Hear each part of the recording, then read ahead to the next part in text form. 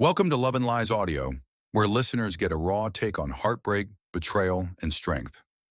Today's story is of one man who thought he was settling down with his woman until an inheritance revealed a betrayal he didn't see coming. My name's Mark. I'm 42 years old, and up to last year, I believed that I'd built a good life with my wife, Jenna. We'd been married almost 15 years. We didn't have kids, but we had each other, a nice home, and what I thought was trust. I worked for finance. Long hours, plenty of stress, but it was worth it. Jenna didn't need to work. She did the house, did charity work, yoga retreats. I was happy I could provide for her that way. Then my dad passed away.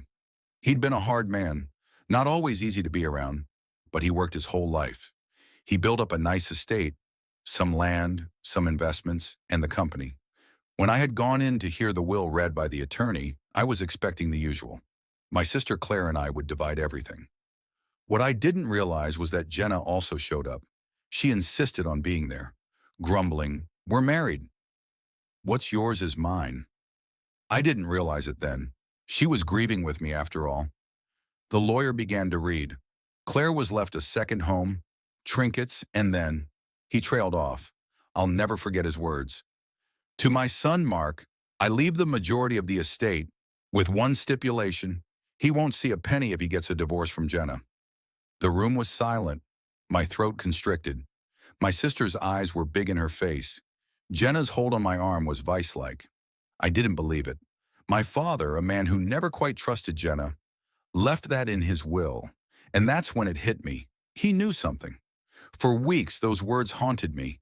If he divorces Jenna, why would my dad, of all people, care so much about my marriage? Then the cracks started to show.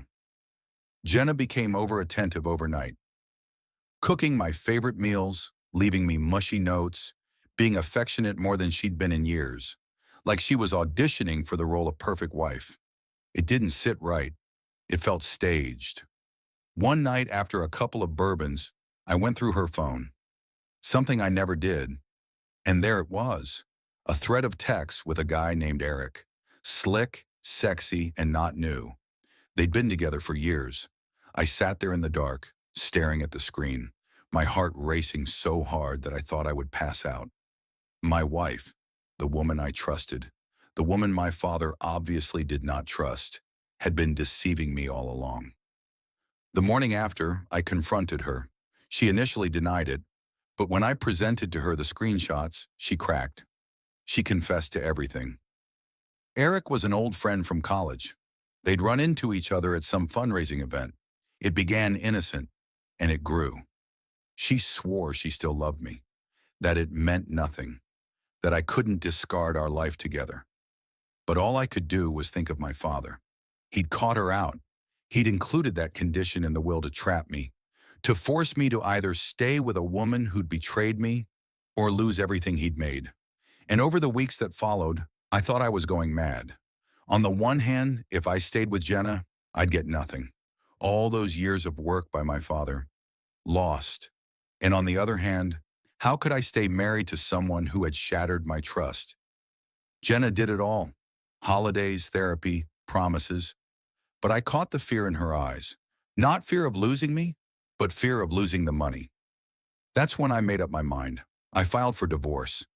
When Jenna realized what that meant, that I was willingly giving up millions just to be free, she went ballistic. She screamed, pleaded, threatened, but I was firm. My father's fortune wasn't worth the price of my soul. The divorce had been completed 3 months earlier. Jenna lost more than I did. She lost the life she built on the assumption of being a wealthy man's wife. And Eric, he kicked her out as soon as the money was gone. And as for me, I don't have the inheritance. I don't have the house. But I have something more. I have my freedom. I have my pride. And for the first time in years, I'm myself once more.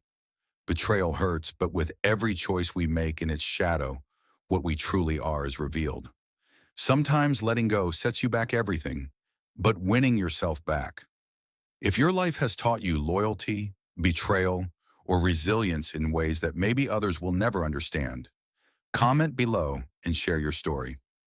Thanks for hanging in with us to the end.